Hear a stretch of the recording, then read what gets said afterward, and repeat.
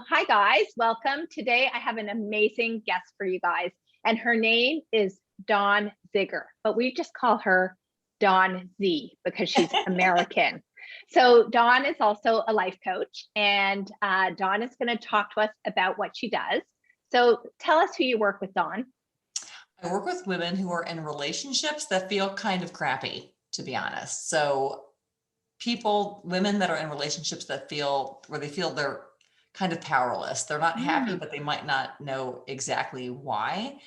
And so I work with women to discern, what's going on in this relationship that feels kind of, like, should I stay or should I go kind of thing. Okay, Yeah. got it. So what brought you on this path into this specific niche with these women? Oh my gosh, because can I curse on this podcast? 100%. Okay. I was in just a total pile of shit hell in my relationship that I'm in now. So I hate saying it this way. I'm on my third marriage, but me too. Yes. Okay. And so yay for us. Third time's the charm. Yes, for sure. And so what happened was when I got into this relationship, so we're married now, we've been married for a year, together for 4 years. The first year of our relationship was fucking hell.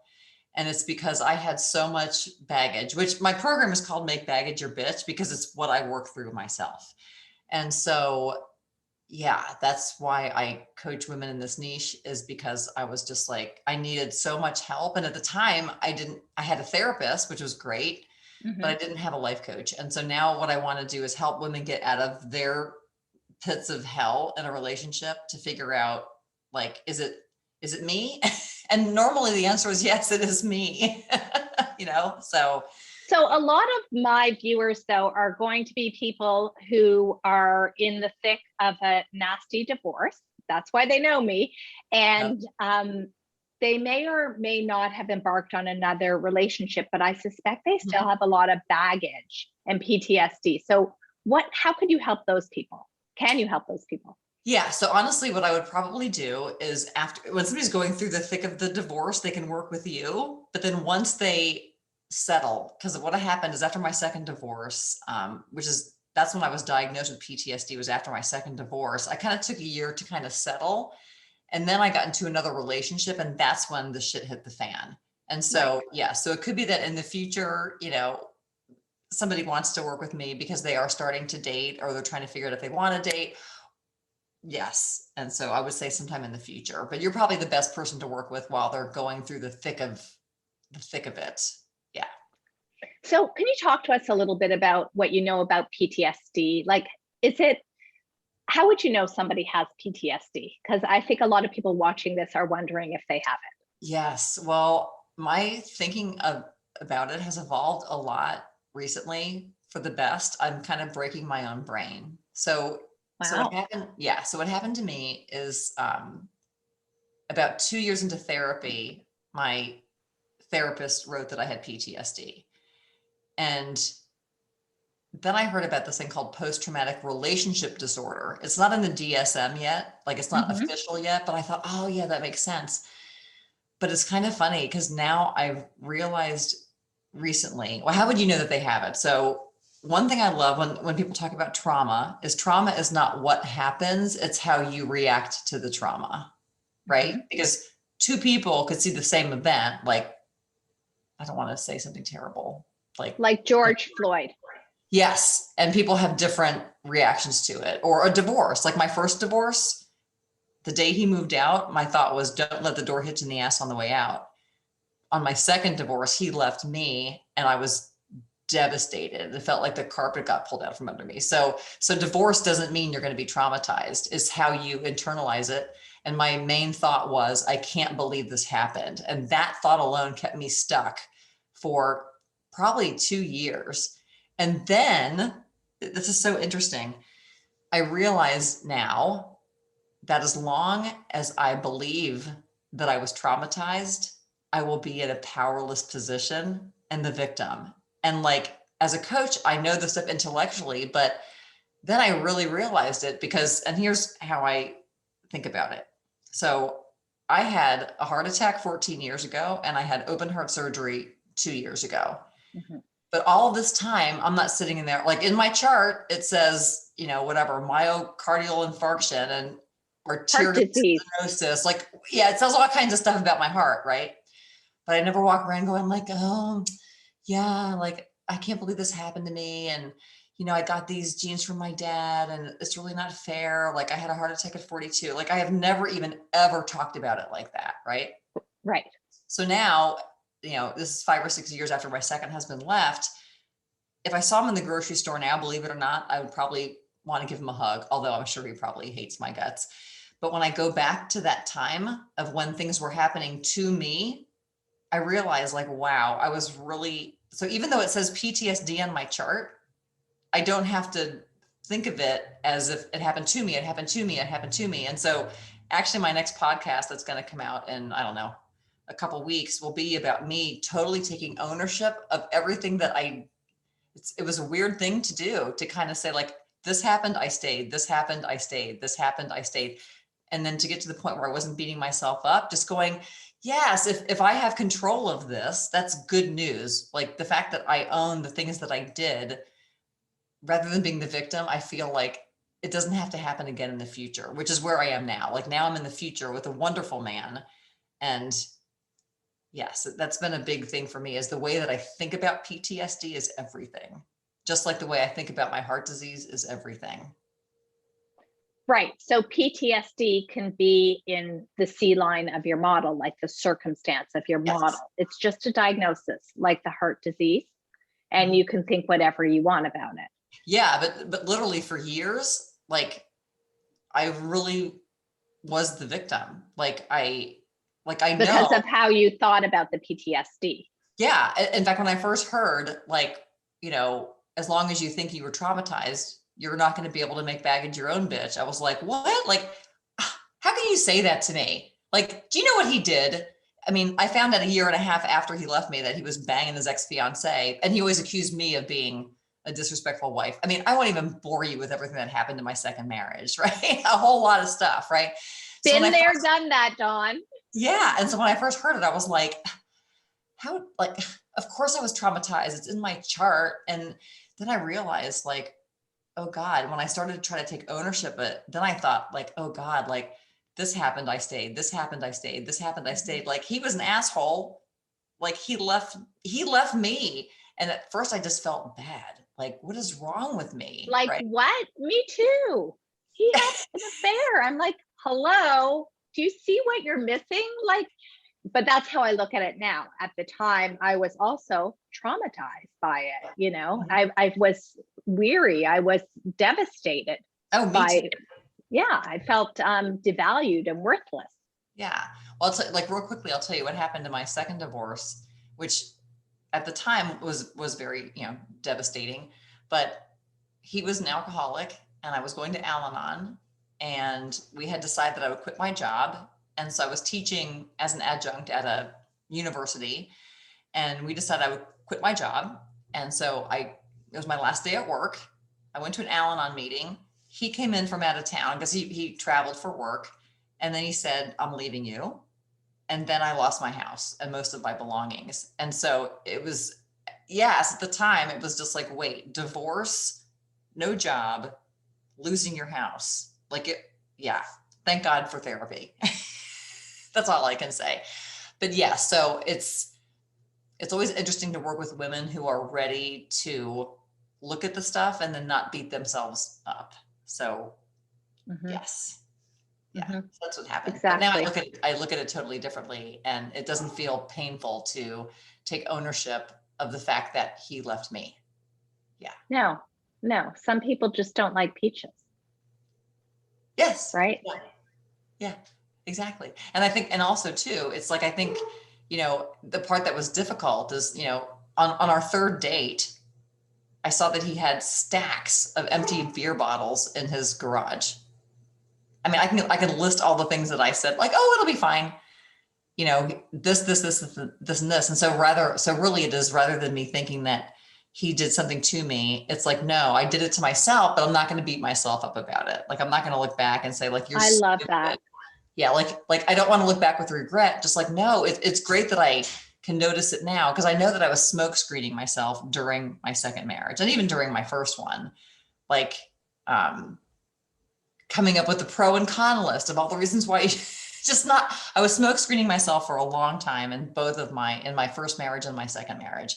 And so now it's like, now that I realize how I was smoke screening myself and kind of I was avoiding, like I kept blaming them. They were the problem. And as soon as I realized like, oh, like if I'm the problem, it's not really a problem. I just don't want to do that again. Right. Like the problem was ignoring red flags, which is really not a problem because it's very easy to, remediate that. Yes. Yeah. And so, yeah. Yeah. Well, I would think that everybody watching this video has had a lot of red flags and ignored them and was moved forward in a very hopeful way. And so many of my clients, their divorce story is, I should have known better. How right. stupid was I? And I always say, why should you have known better? Like you were all in on your marriage. You were all in on your family. Like there's your story, really. Mm-hmm. There's no shame in that story. Yeah. And it's kind of funny because even then I would almost flip that on its head too and say like, well, maybe you did know. So that can be okay too. Like, cause I like the red flags, I would say like, I'm so stupid. Like, why didn't I see it coming? But then if I flip it around and go like, well, maybe I did see it coming and maybe I ignored it, and I can make that okay too. Like I can still love myself there. Yeah. Yeah. Yeah. I love that.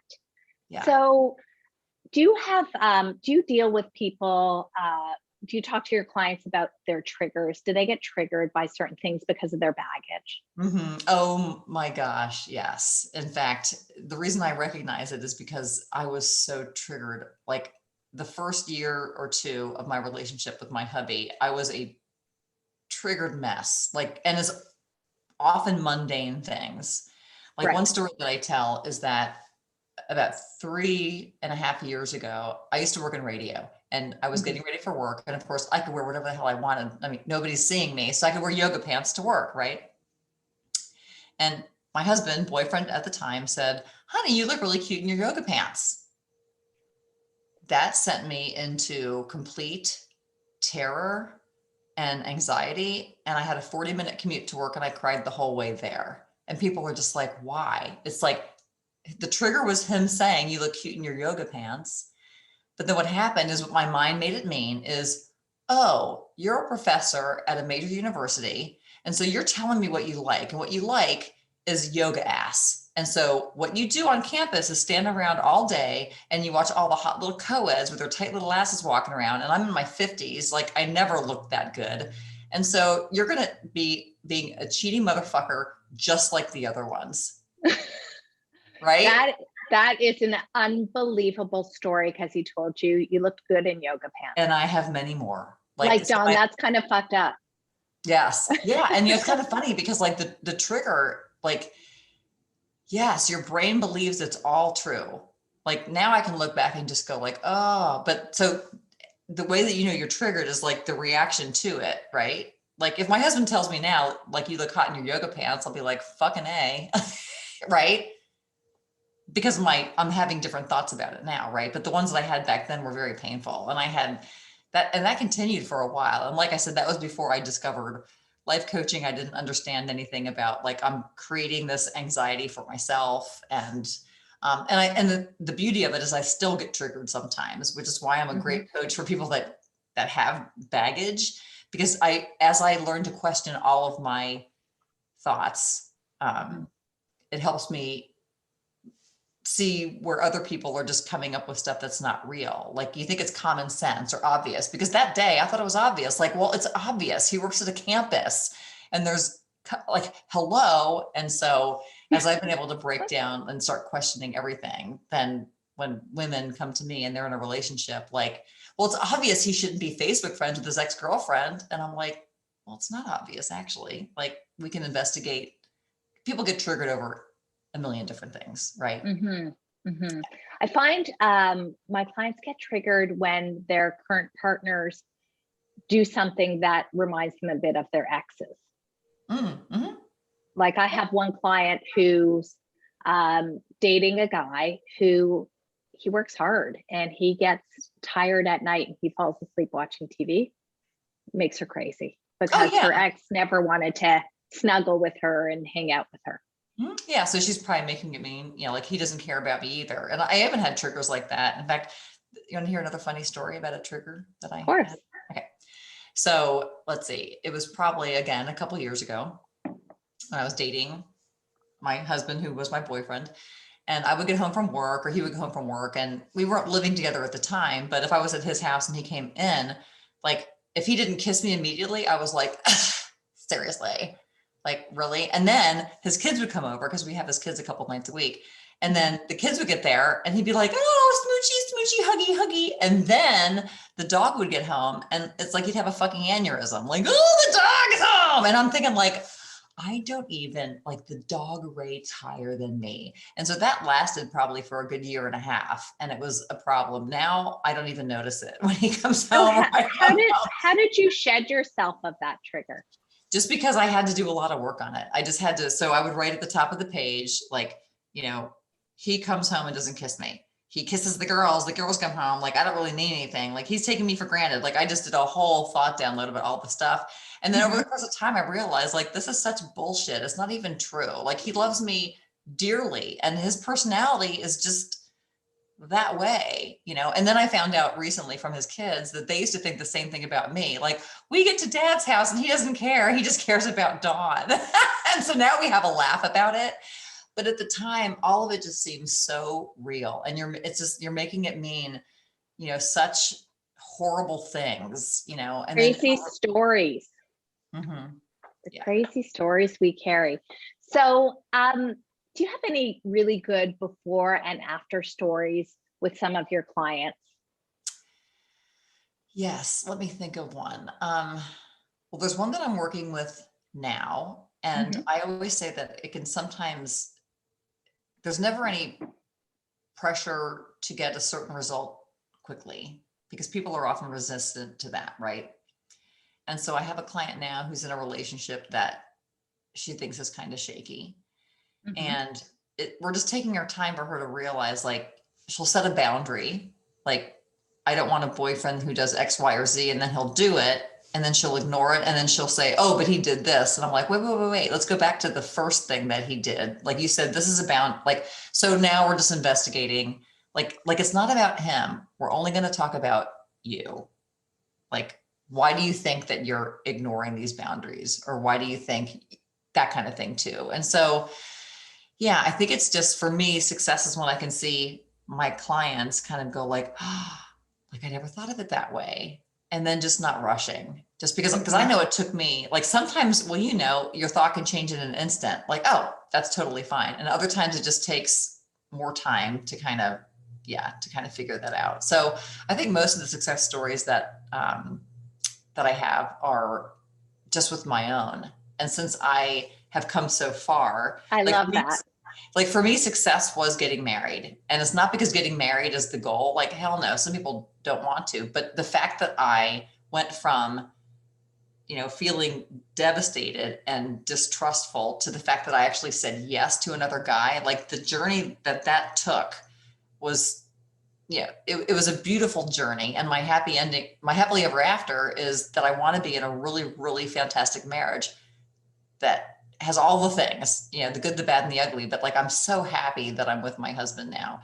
And so it's like, since I know that I did it, I know that I can help other women get to the same place.